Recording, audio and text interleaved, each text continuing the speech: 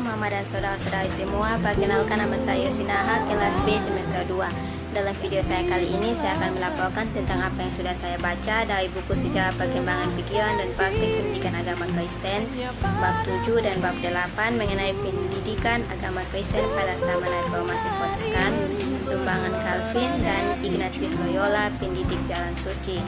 Yang pertama, pendidikan agama Kristen pada zaman Reformasi Protestan, sumbangan Calvin. Mama dan saudara-saudari semua, di awal penulis menjelaskan tentang riwayat hidup Calvin. Pemikiran Calvin tentang pendidikan jarang sekali ia bahas, karena ia menitik beratkan dogmatika, bukan pendidikan maupun pembinaan. Tetapi dengan mutu karyanya yang begitu tinggi, dia berhak digelari pengajar gereja.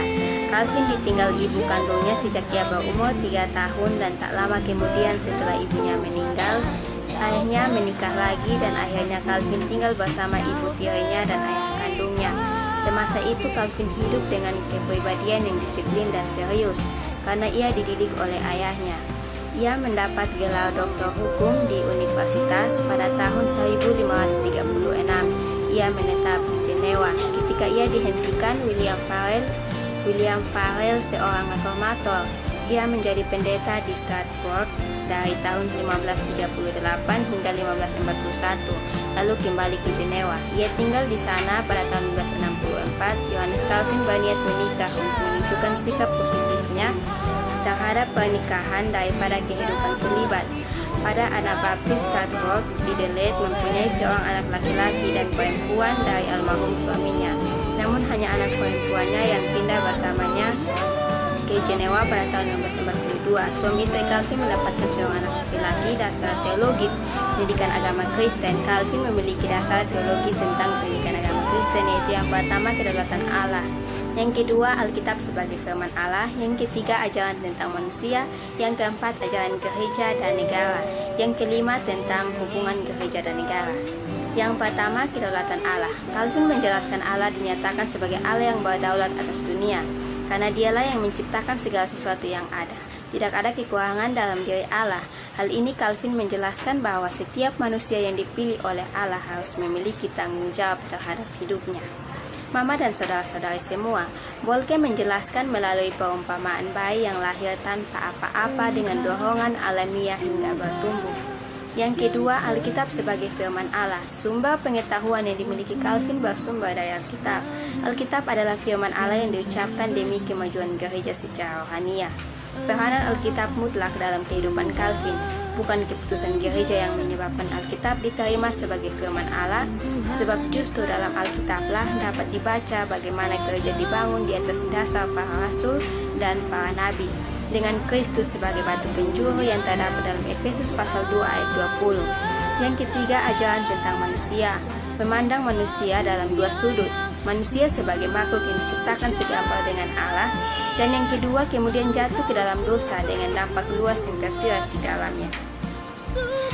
Mama dan saudara semua, dalam pertumbuhan manusia yang semakin dewasa harus diberi pendidikan untuk lebih mengenal Allah, seperti yang diajarkan Yesus Kristus, yaitu kasih. Melalui sejumlah pengalaman belajar yang dilaksanakan gereja, sehingga pertumbuhan rohani akan dihasilkan oleh mereka yang semakin dalam. Pertumbuhan ini menjadi tindakan-tindakan kasih terhadap sesamanya. Yang keempat, ajaran gereja. Calvin bercita-cita gereja Amin selalu ada dalam proses pembawaan kembali. Pandangan Calvin tentang gereja. Calvin ingin mengembalikan persekutuan Kristus kepada gereja semula. Pemahaman tentang gereja sangatlah oikumenis. Calvin ingin berusaha mencari jalan untuk mempersatukan semua orang percaya kepada Kristus ke dalam satu persekutuan yang esa. Yang kelima, ajaran tentang hubungan antara gereja dan negara. Pengertian Calvin tentang pokok teologis bertitik tolak dari praduga utama, yaitu Calvin tidak dapat membayangkan negara yang terbagi menurut isi iman warganya. Demi keamanan negara, semua warga wajib mengakui iman yang sama. Kalau tidak ditangkap, Calvin tidak setuju. Setiap pemerintah yang dikenalnya dari dekat terdiri dari warga yang menganggap percaya kepada Kristus. Setiap para pemimpin negara adalah manusia yang berdosa juga, meskipun hubungan gereja dengan negara sangat erat. Para pelayan diwajibkan menentukan isi firman dan siapa yang boleh menerima sakramen. Sumbangan pandangan Calvin bagi gereja dan negara antara lain: Calvin menanamkan bibit demokrasi bagi negaranya. Gagasannya tentang kekuasaan terbatas yang dipegang raja. Mereka bertanggung jawab kepada Tuhan dan karena itu dapat dilepaskan tugasnya pula apabila mereka melanggar persyaratan panggilannya yang ditentukan Allah.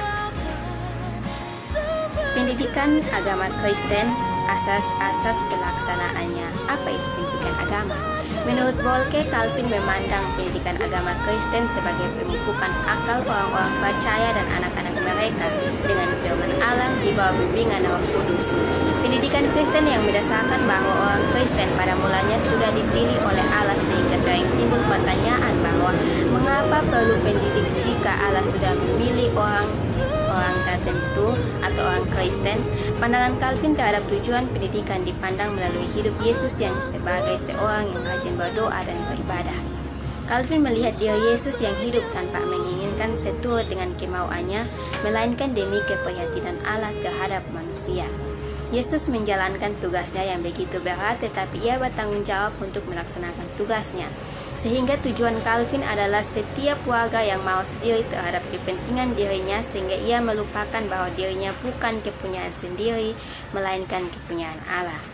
Pendidikan agama Kristen mempunyai tujuan, yaitu yang pertama untuk mendidik para putra-putri melalui ibu atau gereja dan dilibatkan dalam penelaan Alkitab sebagaimana menurut Roh Kudus dan mengambil bagian dalam kebaktian dan dapat menjalankan tugas panggilan sehari-hari. Para pelajar, Calvin menggunakan contoh gereja purba, yaitu keperluan untuk mendidik anak-anak yaitu laki-laki dan perempuan dalam ajaran iman. Jemaat kedua adalah anak muda. Mereka harus wajib menghadiri kebaktian minggu maupun hari-hari lainnya yang sudah terlebih dahulu diberitahukan. Jika terlambat maupun tidak hadir tanpa izin maka akan diberikan denda.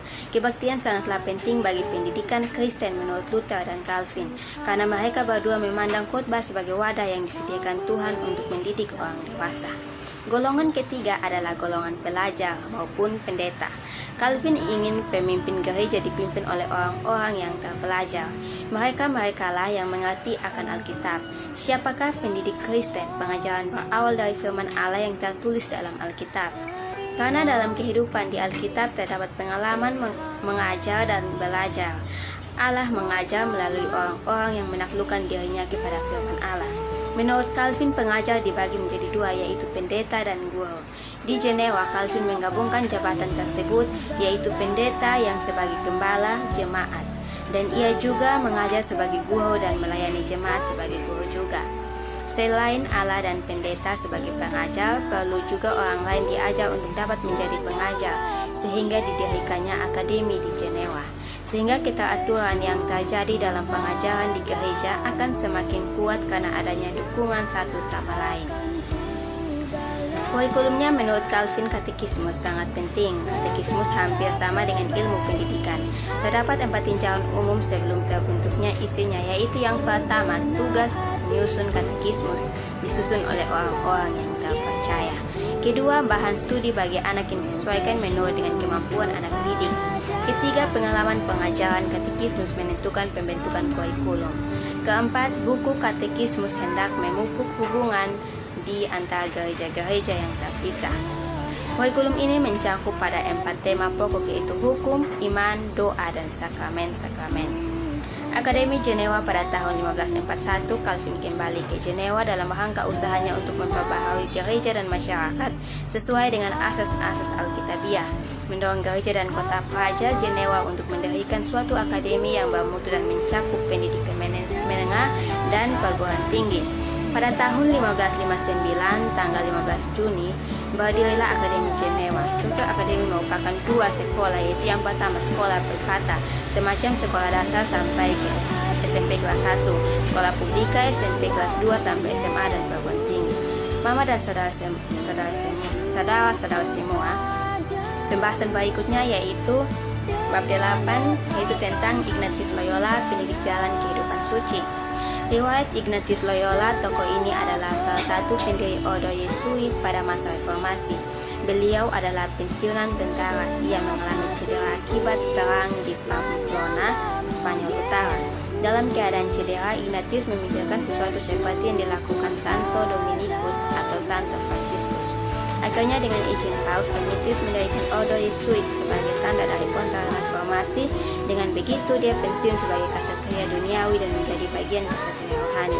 Sebagai veteran, Ignatius menganggap pentingnya komando dari atasan kepada bawahan.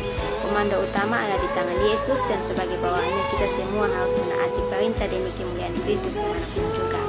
Selain dasar militer, Ignatius juga menekankan dasar kebatinan atau kehidupan rohani. Kehidupan rohani ia tekankan agar kita aktif, tidak seperti doa Bapa kami yang mengatakan, datanglah kerajaanmu.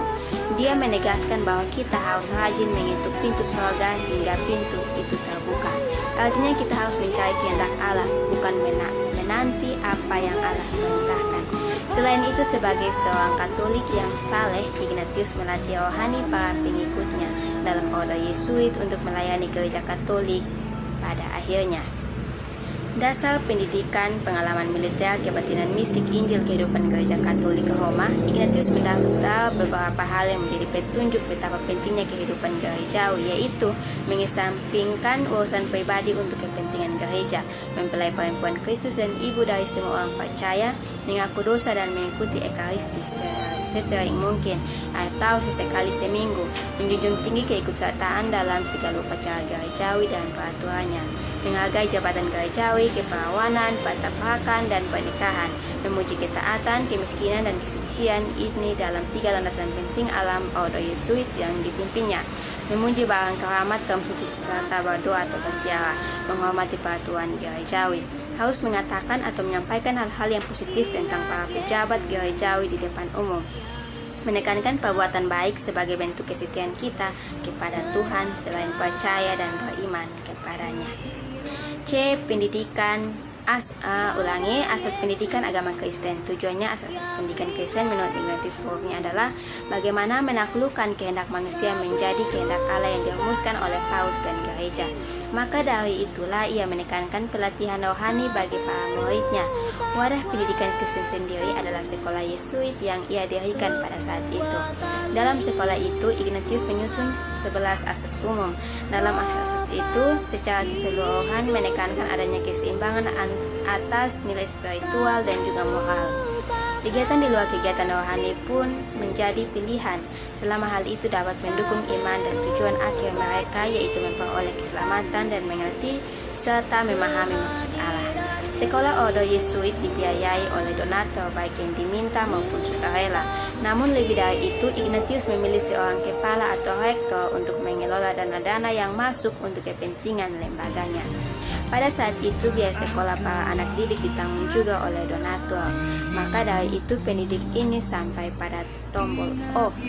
Tidak hanya sekolah, ordo ini juga memiliki universitas. Pengajarannya hampir sama dengan universitas lain pada abad pertengahan. Hanya saja pengajaran ilmiah diramu dengan pengajaran spiritual. Hasilnya banyak tamatan universitas ini yang memegang teguh iman Katolik Roma. Pengajar sebagai seorang Kristen yang baik, Ignatius menjadikan Yesus sebagai pengajar utamanya. Sebagaimana dilihatnya cara Yesus mengajar, maka menurutnya guru pun harus bisa seperti Yesus dalam hal mengajar. Sehingga guru-guru pada sekolah yang berada di bawah naungan ordo ini harus taat pada disiplin yang telah ditetapkan oleh ordo tersebut. Pelajarannya adalah anak laki-laki berusia 14-23 tahun. Mama dan saudara-saudari semua, demikian hasil laporan baca saya. Sekian dan terima kasih. Tuhan Yesus memberkati. Salam.